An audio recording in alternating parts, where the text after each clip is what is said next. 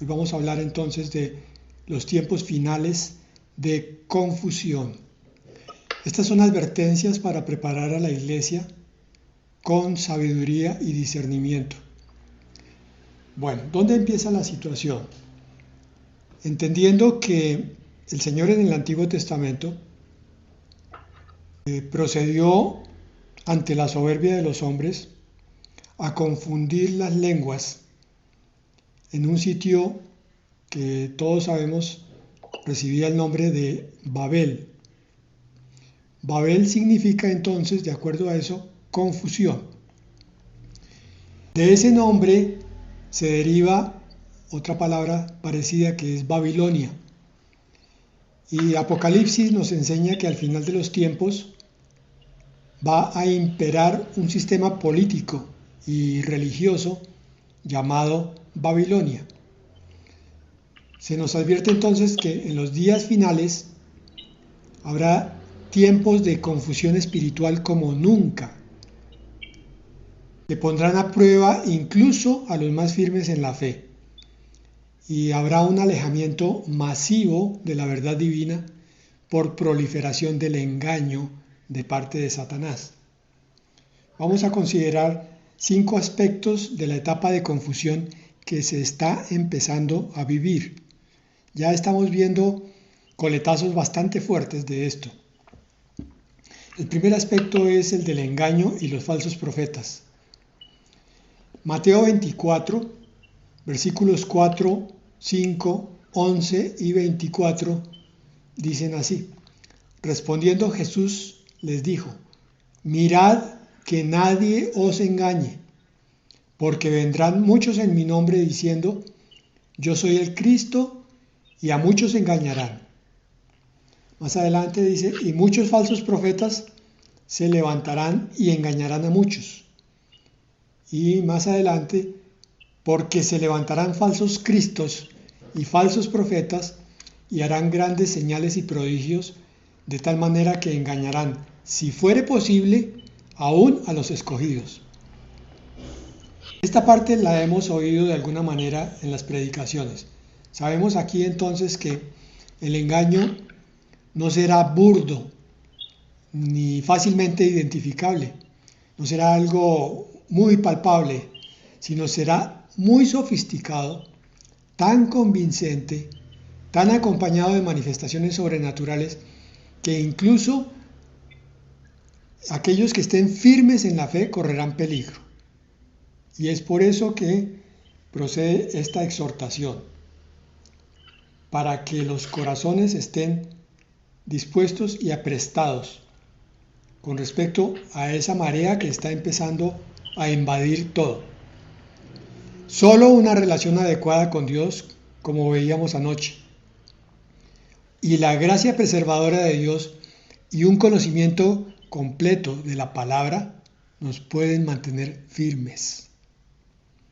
Porque es que la confusión espiritual va a alcanzar niveles tremendos. Estos falsos maestros llegarán vestidos de ovejas, hablando lenguaje cristiano, usando terminología bíblica, pero torciendo muy sutilmente el significado de las Escrituras.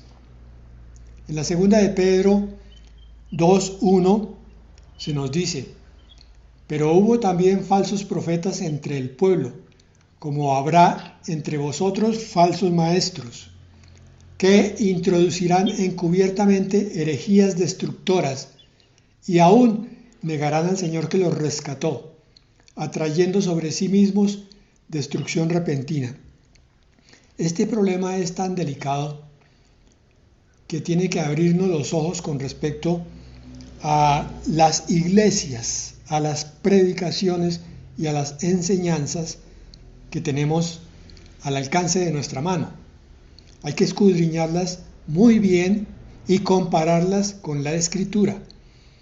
Por eso el Señor exhorta en esta parte a que conozcamos la palabra de Dios para poder distinguir el billete falso del verdadero, solamente habiendo ojeado, estudiado, analizado con calma, con dedicación el billete verdadero, es que podremos distinguir el falso. Y en esto nos va la salvación, porque el problema no es que haya iglesias de falsa doctrina, el problema es qué está pasando con los que se están congregando allí. Como en todas partes y a lo largo de las epístolas, de las cartas mejor, de Apocalipsis, sabemos que hasta en la iglesia más perdida siempre hay un corazón dispuesto para el Señor. Pero la gran mayoría, ¿para dónde van? ¿Qué está ocurriendo con el pueblo de Dios? ¿Será que está aumentando excesivamente la cizaña, aún por encima del trigo? Un segundo aspecto para tener en cuenta: el misterio de iniquidad y el poder del engaño. Aquí ya no estamos tan aprestados como en el anterior que nos habían explicado. Hay una verdad perturbadora muy fuerte sobre los mecanismos del engaño en los últimos tiempos en la segunda de Tesalonicenses 2, 9 al 12. Dice: inicuo, cuyo advenimiento es por obra de Satanás, hablando del anticristo, con gran poder y señales y prodigios mentirosos. Por esa razón, muchísimos van a creer en el anticristo. A pesar de tantas advertencias, a pesar de todo lo que se está hablando en las redes sociales, va a haber muchísimos incautos convencidos de que están siguiendo algo real. Pero aquí nos dice claramente: tendrá poder, señales y prodigios mentirosos, y con todo engaño de iniquidad para los que se pierden, por cuanto no recibieron el amor de la verdad para ser salvos. Este es el punto crucial que vamos a considerar en este momento. Continúa el versículo final, el 12.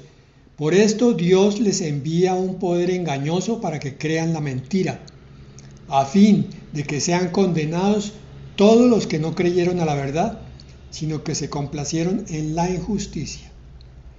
Esta palabra nos está mostrando que hay una correlación entre el rechazar la verdad, o sea, rechazar a Dios, desobedecer a Dios y caer en el engaño.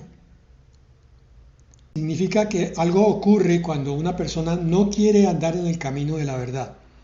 Cuando alguien cierra su corazón al amor de la verdad, Dios entonces en su justicia lo suelta al camino que ha escogido y le suelta de su protección. Esta es la explicación.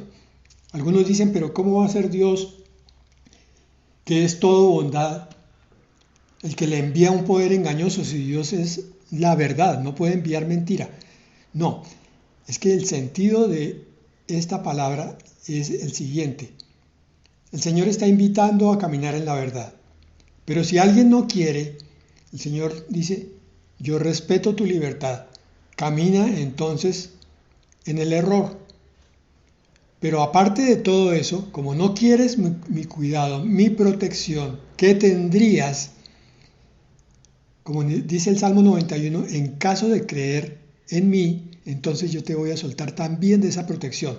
Significa que el que se rebela contra Dios cae inmediatamente en las garras de los espíritus de mentira y de error. A eso se refiere. Les envía un poder engañoso. O sea, permite que el poder engañoso ataque. Ya no está protegiendo a esa alma para que crean la mentira. Como quieres creer el error, te suelto completo. Es más o menos el resumen de lo que estamos diciendo.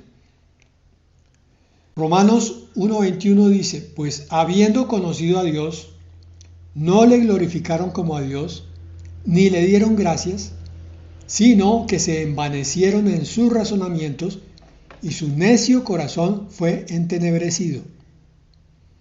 El espíritu de error cae completo, ciega por completo el discernimiento, y cualquier mentira que sea enseñada o predicada, entonces es creída en aquellos que perdieron la protección de la majestad de Dios. Así que entonces hay que tener cuidado en dónde y cómo se recibe la instrucción espiritual.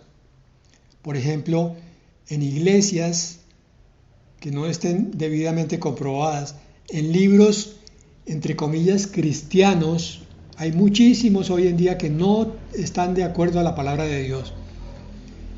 Sitios web de enseñanzas cristianas, entre comillas, también han proliferado como el maíz pira en explosión. Una cantidad de sitios que están hablando de cosas misteriosas, profundas, y mirándolas con lupa uno descubre que lo que quieren es monetizar, tener mucha audiencia para ellos recibir dinero por cada vista dada. ¿Y cómo lo logran? Poniendo temas misteriosos, temas escabrosos, temas que apasionen para cautivar la audiencia. También a nivel profano debemos entonces escudriñar las redes sociales, especialmente en lo que respecta a informaciones, a temas sociales o de cualquier índole, temas espirituales, y inclusive noticias. Yo estoy sorprendido de cada vez más cómo es que el engaño va creciendo. Hoy uno mira fotografías y el ejemplo práctico es el de algo que ocurrió con respecto a esta bomba polar que llegó primero que todo a una localidad llamada Kamchatka. Allí hubo unas nevadas terribles, pero mirando en retrospectiva muchos se dieron cuenta que la mitad de las fotografías que correspondían a esas nevadas eran mentiras. En algunas aparecía una nevada tan tremenda que tapaba 4 o 5 pisos de un edificio, hasta la altura de 4 o 5 pisos, como quien dice 3 por 5, 15 metros. Y en realidad sí fue tremenda la caída de nieve, pero no tanto. Se descubrió, repito, que la mitad de las fotografías y del material fílmico que se había publicado no era real. Esto lo estoy lanzando como advertencia, porque aspectos relacionados con la inteligencia artificial, la IA, tienen que ser también tenidos muy en cuenta, porque la misma inteligencia artificial, cuando ustedes entran a las páginas web de las inteligencias, abajo hay una nota, favor revisar la información porque esta inteligencia artificial se equivoca. Si eso lo dicen ellos, con mayor razón hay que tener mucho cuidado. ¿Por qué? Porque se ha visto el caso de adolescentes que están tomando a la inteligencia artificial incluso como consejero emocional, como un psicólogo de cabecera. Podemos ver lo grave, lo peligroso que es eso. Y por último, con respecto a todo esto, también es necesario vigilar nuestra propia lucidez mental. Es decir, que no compliquemos los asuntos más de lo que son. Lo digo de esta forma: tanta información que entra, tantos comentarios, tantas doctrinas, entre comillas, pueden saturar nuestra mente de tal manera que no sepamos en un momento dado qué decisión tomar. Pero lo peor que podemos hacer es agarrarnos de cabeza y creer que nos estamos enloqueciendo y empezar a pensar en forma paranoica o poco adecuada sobre una situación que hay que resolver con cabeza fría. A medida que avanza la edad, nuestra mente se va complicando un poquito cada vez más. Pero hemos visto también que muchos llegan a edad avanzada con una mente muy lúcida. Y yo considero que esa es una buena oración que debemos hacerle al Señor, pedirle que nos mantenga hasta el último momento con esa claridad, con ese vislumbre transparente y lúcido para que no seamos fuente de confusión para otros y para nosotros mismos. La confusión entonces que estamos viendo en este tiempo no es solo intelectual, sino es profundamente espiritual. lo veíamos, es el resultado de un corazón que ha rechazado sistemáticamente la luz divina. Por eso cuando recibas consejo, mira de quién lo recibes. Cuando recibas opinión, piensa primero si esa persona tiene en su corazón a Dios y lo obedece y es humilde delante de Él. En esa forma sí puedes recibir consejo y comentarios. De otra manera, ponlo en remojo, como se dice, mientras se comprueba si te están diciendo algo que es o que no es. Juan 3:19 dice: esta es la condenación, que la luz vino al mundo y los hombres amaron más las tinieblas que la luz, porque sus obras eran malas. En tercer lugar, otro aspecto que tampoco se predica mucho, el rechazo de la sana doctrina. Hay un cuadro inquietante de la condición espiritual de la Iglesia en los postreros días, en la segunda de Timoteo, capítulo 4, versículos 3 al 4, dice: porque vendrá tiempo cuando no sufrirán la sana doctrina, sino que teniendo comezón de oír, se amontonarán maestros conforme a sus propias concupiscencias y apartarán de la verdad el oído y se volverán a las fábulas. Este es el cristiano que ya no busca la verdad que transforma, sino busca mensajes que le acaricien los deseos carnales, que justifiquen sus estilos de vida no cristianos y sobre todo doctrinas que no le demanden ni arrepentimiento ni santidad. La expresión comezón de oír es particularmente reveladora de eso. Entonces van y buscan por un lado y por otro a un pastor, a un predicador, a una enseñanza de internet, a un libro. Ese no le gustó porque le habló un poco duro, entonces van donde otro y van donde otro y van donde otro hasta que finalmente encuentran uno que sea suave y blando como una gelatina. Ese es un cristianismo a la carta. Cada quien escoge lo que le conviene y descarta lo que le incomoda. Lo grave es que esta actitud produce una confusión masiva porque multiplica las voces contradictorias. Claro, el que ha estado en 10 iglesias da su opinión y el que está empezando se confunde. Porque la palabra de Dios ha dejado de ser la autoridad suprema en muchas de estas reuniones y se sustituye por las opiniones humanas. El resultado inevitable es el caos espiritual. Isaías 8:20 dice: a la ley y al testimonio. Si no dicen conforme a esto, es porque no les ha amanecido. Quiere decir que la revelación viene a través de la palabra, de nada más. Es que Dios me habló, sí, pero no estaba leyendo la escritura. Entonces póngalo a la luz de la Biblia para estar seguro de que lo que le está diciendo está en la Biblia. Y entonces sí podrá decir: Dios me habló.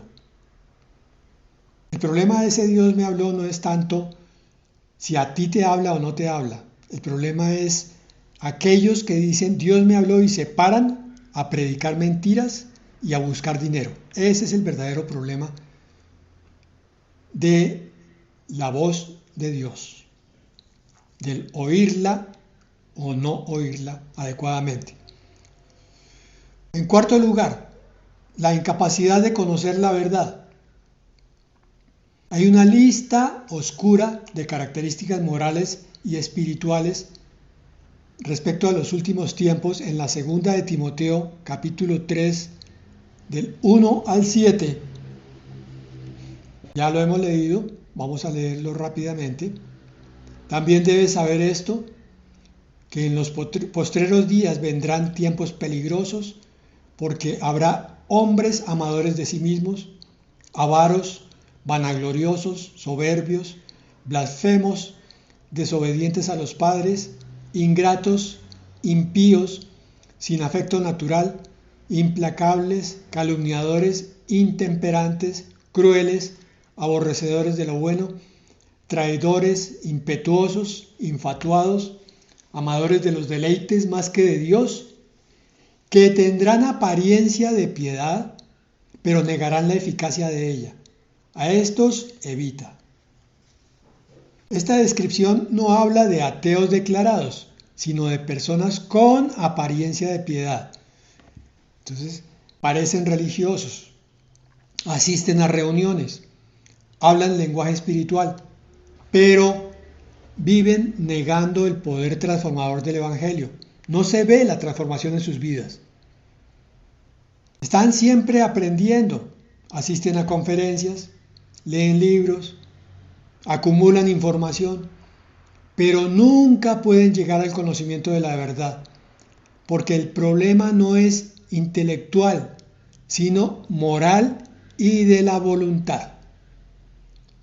La verdad bíblica es personal y transformadora. Que no se olvide esto.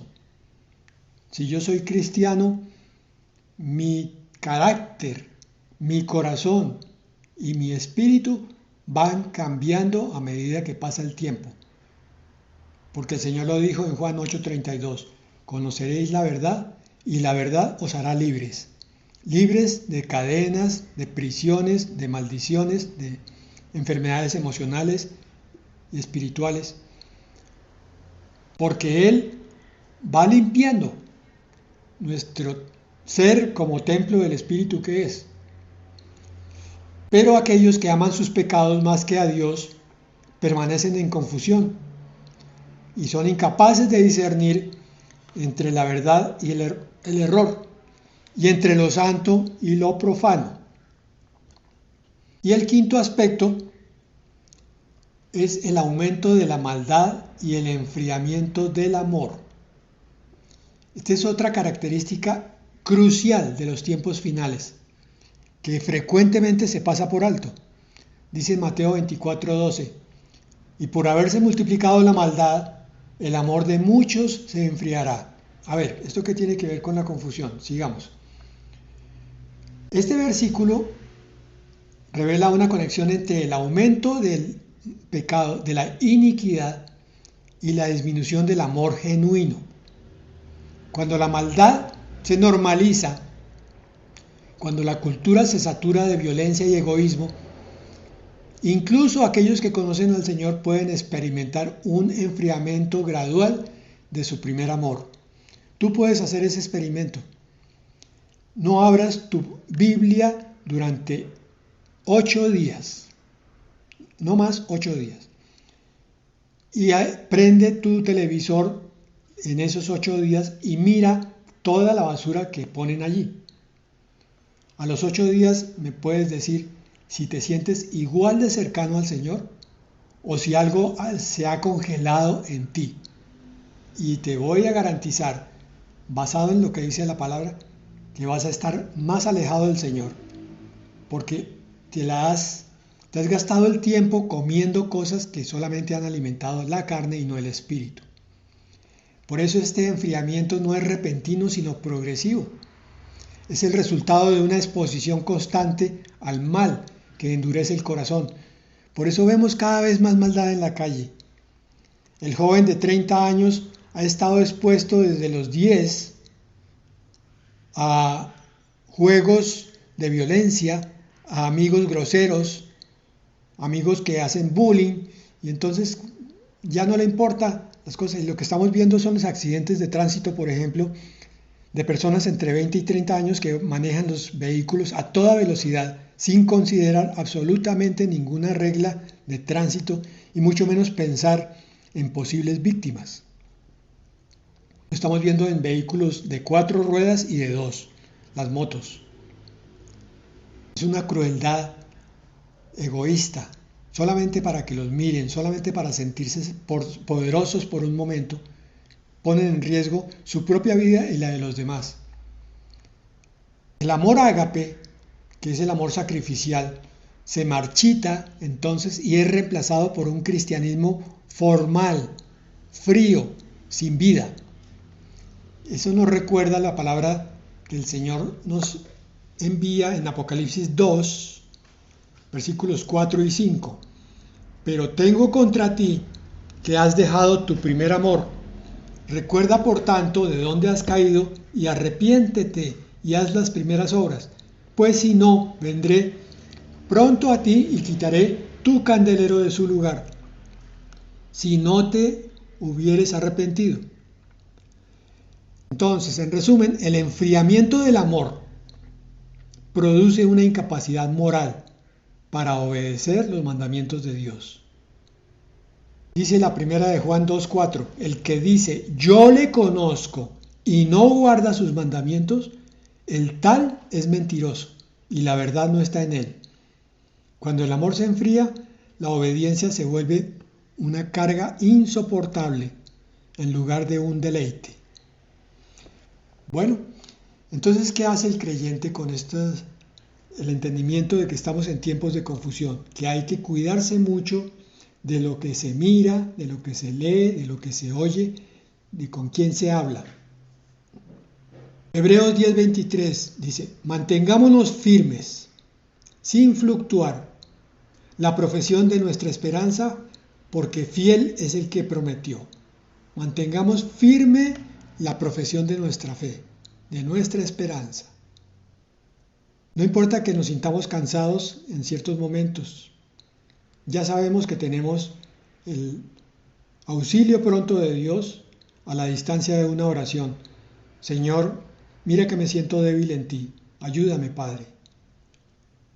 Segunda de Tesalonicenses 2:15 dice, así que hermanos, estad firmes y retened la doctrina que habéis aprendido, sea por palabra o por carta nuestra. Aquí hay otra cosa que es que cuando nos mantenemos firmes en el corazón, ese es nuestro propósito, el Señor derrama sobre nosotros su gracia. Esa fuerza por la cual nos sostiene hasta que Él venga por nosotros. La obra que Él empezó, la terminará, siempre que el corazón esté dispuesto para Él. Por tanto, la firmeza no es pasividad, sino es una determinación activa de permanecer arraigados en la palabra de Dios. Efesios 4:14 y 15 dice, para que ya no seamos niños fluctuantes, llevados por doquiera de todo viento de doctrina, por estratagema de hombres que para engañar emplean con astucia las artimañas del error, sino que siguiendo la verdad en amor, crezcamos en todo en aquel que es la cabeza, esto es, Cristo. Este versículo es importantísimo. Nos pone los dos polos opuestos, el del niño inmaduro, fluctuante, que hoy piensa una cosa, mañana otra, hoy siente que está bien, mañana siente que está mal, porque es empujado por lo que oye o por lo que ve, por los sentidos. Y los hombres astutos como lobos usan precisamente esa situación de debilidad para aprovecharse de los inmaduros. Pero el maduro ya conoce las artimañas del error, dice aquí, y entonces sigue la verdad en amor y crece cada día más gracias a la cabeza que es Cristo, porque sabe que está unido a ella y que la cabeza es la que comanda todo el organismo. Es otra forma de decir que es la gracia de Dios derramándose sobre aquellos que quieren ser comprometidos con Dios. Estos tiempos de confusión entonces nos demandan un regreso urgente a la palabra de Dios, un compromiso con la oración, una búsqueda apasionada de la santidad y un amor ardiente por la verdad. Que el Señor nos conceda gracia para mantenernos firmes, discernimiento para reconocer el error y amor inquebrantable por su verdad. Terminamos con la primera de Pedro 5:10. Miren esto. Mas el Dios de toda gracia, que nos llamó a su gloria eterna en Jesucristo, después de que hayáis padecido un poco de tiempo, Él mismo os perfeccione, afirme, fortalezca y establezca.